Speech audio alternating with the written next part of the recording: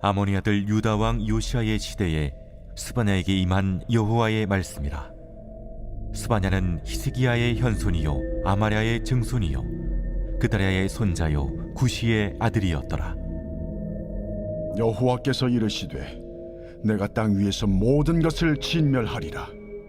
내가 사람과 짐승을 진멸하고 공중의 새와 바다의 고기와 거치게 하는 것과 악인들을 아울러 진멸할 것이라. 내가 사람을 땅 위에서 멸절하리라. 나 여호와의 말이니라. 내가 유다와 예루살렘의 모든 주민들 위에 손을 펴서 남아있는 바알을 그곳에서 멸절하며 그만임이란 이름과 및 그 제사장들을 아울러 멸절하며 또 지붕에서 하늘의 무별에게 경배하는 자들과 경배하며 여호와께 맹세하면서 말감을 가리켜 맹세하는 자들과 여호와를 배반하고 따르지 아니하는 자들과 여호와를 찾지도 아니하며 구하지도 아니한 자들을 멸절하리라. 주 여호와 앞에서 잠잠할지어다. 이는 여호와의 날이 가까웠으므로 여호와께서 희생을 준비하고 그가 청할 자들을 구별하셨음이니라. 여호와의 희생의 날에 내가 방백들과 왕자들과 이방인의 옷을 입은 자들을 벌할 것이며 그날의 문턱을 뛰어넘어서 포악과 거짓을 자기 주인의 집에 채운 자들을 내가 벌하리라.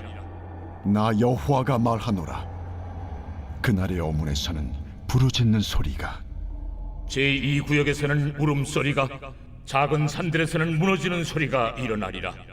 막대수 주민들아, 너희는 슬피 울라. 가나안 백성이 다 패망하고 은을 거래하는 자들이 끊어졌습니다.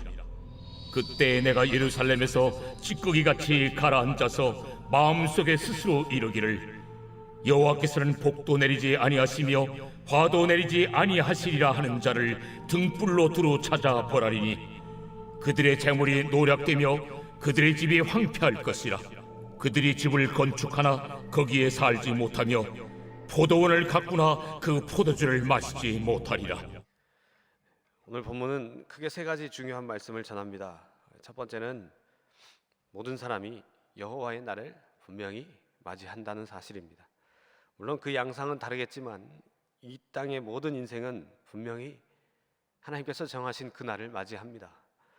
어떤 이는 크고 작은 시련과 고난을 통해서 삶에 개입하시는 하나님의 큰 날을 경험하기도 하고, 또 어떤 이에게는 죽음의 날이 곧 하나님의 날이기도 합니다.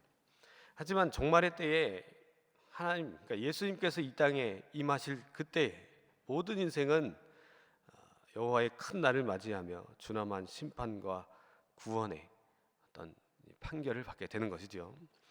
어떤 사람이 지혜로운 사람인가요? 여호와께서 모든 인간의 삶을 계산하실 그날, 그 날을 준비하며 사는 사람이 바로 지혜로운 사람일 것입니다. 두 번째는 우상 숭배자들이 여호와의 심판을 피하지 못한다는 것입니다. 기본적으로 우상 숭배는 번영과 풍요, 그러니까 자신의 삶의 어떤 평안을 위해서 섬기는 것입니다. 그래서 음란과 타락을 일삼던 그런 우상 숭배자들을 기다리는 것은 결국에는 하나님의 심판뿐이죠. 우상 숭배는 하나님의 백성을 무너뜨리고 하나님과의 관계를 깨뜨리는 가장 무서운 죄악입니다. 인간의 번영과 행복을 추구하는 이 우상 숭배는 오늘날도 강력하게 교회와 성도들을 지배합니다. 오늘날도 여호와의 말씀이 아니라 자신의 소욕과 번영을 추구하는 그런 사람들은 결국 이 우상 숭배의 늪에서 헤어나지 못하게 되는 것입니다. 세 번째는 하나님의 말씀이 임할 때 성도와 신앙 공동체는 치유와 새로운 창조, 그러니까 재창조의 어떤 그런 모습을 누릴 수 있다는 것입니다. 선지자에게 하나님의 말씀이 임할 때 유다 공동체는 드디어 여호와의 임재와 역사하심을 경험할 수가 있었습니다. 그러니까 오늘날도 여호와의 말씀이, 그러니까 하나님의 말씀이 우리 각 성도와 교회 공동체에 살아있는 실제로 임하게 될 때에 그 말씀이 우리의 모든 부분을 치유하고 회복하고 새롭게 변화시키는 재창조의 말씀이 된다는 것이지요. 스바냐는 요시야 왕 때 활동한 선지자입니다. 오늘 1절 말씀에 보면 그러하죠. 요시야의 할아버지, 그러니까 므낫세와 아버지 아몬은 유다 역사상 가장 최악의 왕이었습니다. 그런데 공교롭게도 이 므낫세의 재위 기간이 굉장히 길었어요. 므낫세가 55년 그리고 아몬이 2년, 그러니까 합쳐서 57년이나 되었기 때문에 그 57년이라는 기간 동안 유다 백성들의 어떤 이 신앙은 아주 말할 수가 없었던 거죠. 아주 심각한 영적인 타락 상황에 빠져 있었습니다. 그래서 스바냐는 왕이 된 이 요시야와 백성을 향해서 하나님께 돌아가는 것이 굉장히 시급하다는 사실을 선포합니다.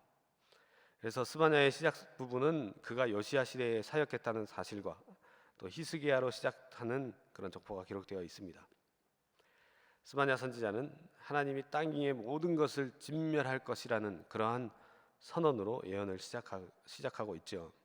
이것은 노아의 홍수 사건을 좀 떠올리게 합니다. 왜 그러냐면 모든 것을 다 진멸할 것이다. 여호와의 말씀이다. 그러니까 유다를 향한 하나님의 마음이 노아 당시에 이 땅에 사람을 지으셨던 것을 한탄하셨던 그 마음을 대변한다는 거예요. 이어서 하나님은 유다와 예루살렘으로 메시지의 대상을 좁히십니다.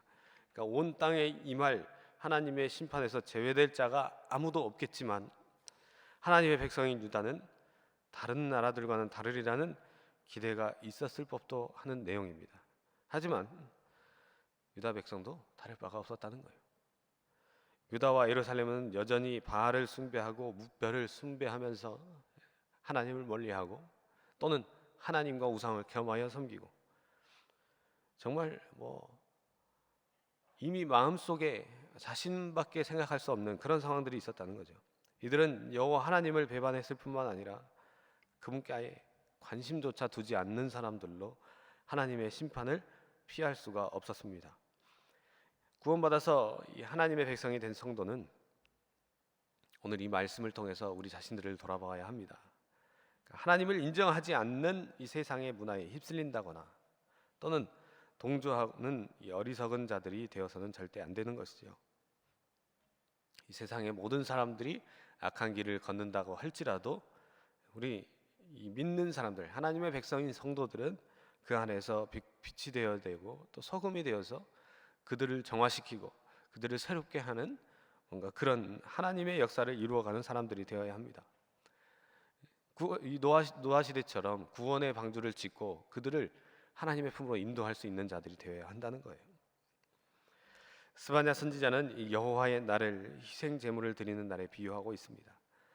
백성을 바르게 인도해야 할 책임이 있음에도 불구하고 오히려 우상 숭배로 이끌었던 이 제사장들 그리고 왕자 그리고 이방인의 옷을 입은 자와 문턱을 뛰어넘은 자, 그러니까 하나님의 정하신 이 법의 테두리를 무시하고 이방신을 섬기는 자들을 말합니다. 그리고 포악과 거짓을 자기 주인의 집에 채운 자, 즉 악하고 거짓된 정책으로 백성들을 압제하고 약탈하고 권력자들에게 뇌물을 바치고 아부했던 사람들이 모두 희생 제물처럼 이 땅에 피를 토하게 될 것이라는 말씀입니다.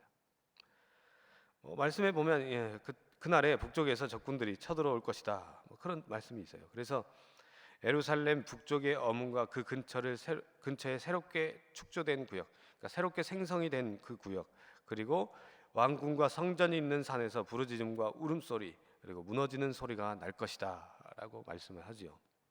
이어서 막데스에서 군사들이 쳐들어와서 모든 재물을 빼앗아 갈 것이다.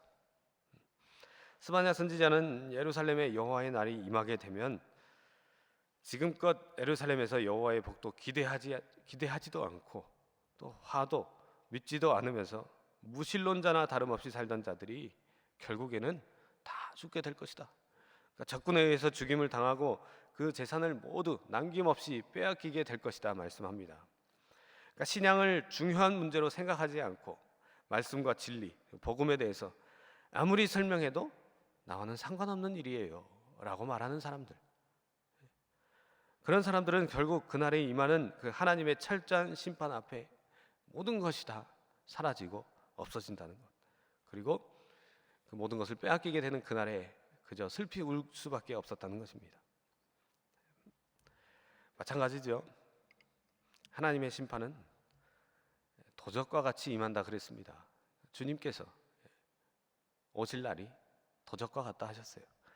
그러니까 심판의 메시지를 믿지 않는 사람, 그리고 나와는 상관없는 일이다 라고 무시하던 사람들, 한순간에 주님의 심판대 앞에 서게 되는 것이죠.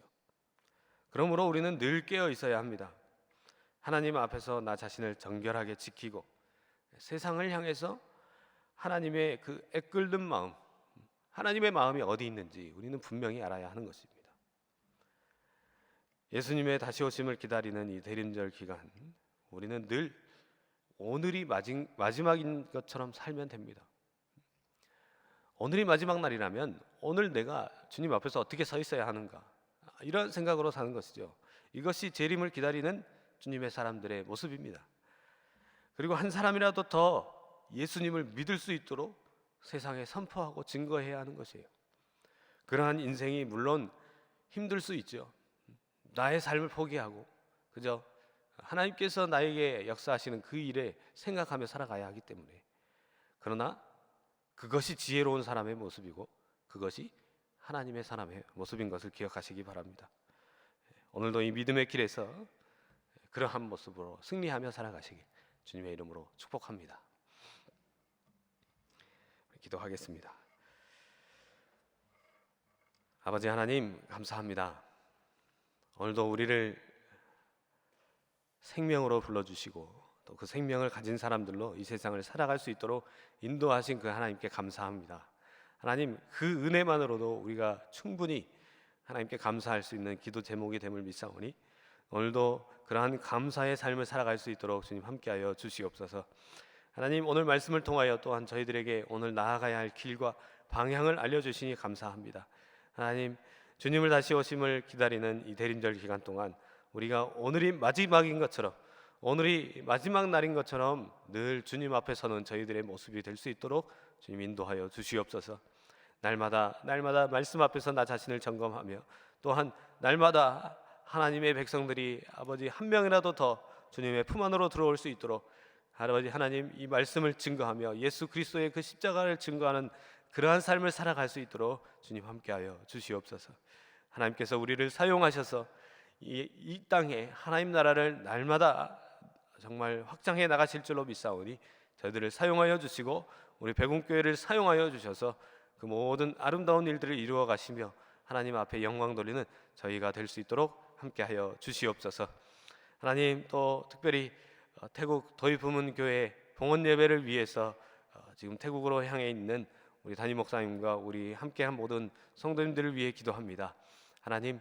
하나님께서 그곳에서도 하나님의 역사를 이루어 가시기 위하여 우리 교회를 사용하셔서 그곳에 교회를 세우셨사오니 하나님, 그곳에서 복음의 빛을 발하게 하시고 그곳에 있는 모든 사람들을 하나님 주님의 귀한 삶으로, 주님을 따르는 그 십자가의 삶으로 이끌어 나갈 수 있도록 주님 은혜를 더하여 주시고, 또한 그곳에 함께하는 우리 담임 목사님과 우리 함께한 성도님들 정말 그 모든 일정을 마치기까지 정말 건강함으로 주님 함께하여 주시고 지치지 않도록 주님 함께하여 주시고, 또한 성령 충만함으로 주님의 사역을 능히 감당해 가실 수 있도록 주님 역사하여 주시옵소서. 아버지, 정말 토요일 이 땅에 오시기까지 하나님 정말 그 기쁨의 소식들을 들고 오실 그날까지 우리가 기도함으로 함께 동역하며 함께 사역할 수 있도록 주님 도와주시옵소서. 하나님께서 오늘 우리 사랑하는 교회에 속한 모든 주님의 백성들을 위해 함께하여 주시고, 정말 하나님을 증거하는 삶이 무엇인지, 정말 이 신앙을 증거하며 십자가를 이 세상에 증거하는 삶이 무엇인지 우리 성도들의 모습을 통하여 일하여 주시고, 또한 저희들의 기도의 제목을 통하여서 하나님 이 땅 가운데 하나님을 증거하는 간증의 삶을 살아갈 수 있도록 주님 함께하여 주시옵소서. 모든 것 위에 충만으로 함께하실 하나님을 기대합니다. 감사합니다. 예수 그리스도 이름으로 기도합니다. 아멘.